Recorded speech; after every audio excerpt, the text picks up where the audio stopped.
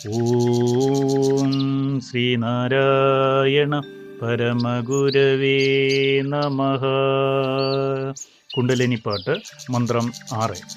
പുള്ളിപ്പുലിത്തോൽ പുതയ്ക്കും പൂമേനി എന്നുള്ളിൽ കളിക്കും എന്നാടുപാമ്പേ.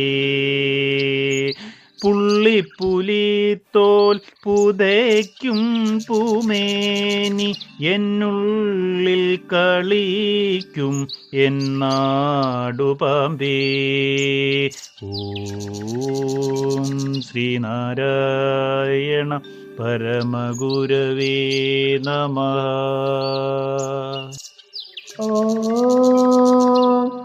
ശുഭദിനം, സുപ്രഭാതം. ഏവർക്കും വിനീതമായ നമസ്കാരം. കുണ്ടലിനി പാട്ട് മന്ത്രം 6 വരികളിൽ ഉള്ളടങ്ങിയിരിക്കുന്ന അർത്ഥം ഇപ്രകാരമാണെന്ന് നമുക്ക് നോക്കാം.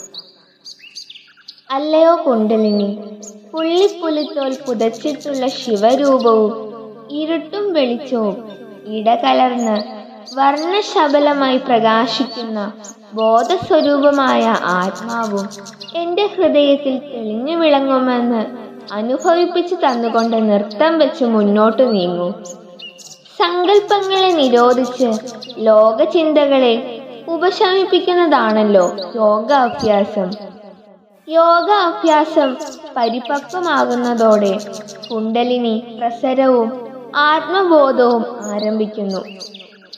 ഇങ്ങനെ ആരംഭിക്കുന്ന ജ്ഞാനാഗ്നിയിൽ പ്രപഞ്ച ദർശനങ്ങൾ എരിഞ്ഞു ചാമ്പലാകുന്നത് തന്നെയാണ് ശിവന്റെ സംഹാരക്രിയ. ബോധോദയം ഉണ്ടാകുന്നതോടെ ഹൃദയം പ്രപഞ്ച അനുഭവങ്ങളെ ചുട്ടുകരിക്കുന്ന ശ്മശാനം പോലെ യോഗിക്ക് അനുഭവപ്പെടുന്നു. അതോടെ ബാഹ്യപ്രപഞ്ചവും വിശേഷിച്ച് വസ്തുസത്തയില്ലാതെ ബോധസ്വരൂപമായ സത്യത്തിലെ വെറും പുറംപൂച്ചയാണെന്ന് അനുഭവപ്പെടും. ഓം ശ്രീനാരായണ പരമഗുരവേ നമഃ. ഓം ശ്രീ ശാരദാംബികായേ നമഃ.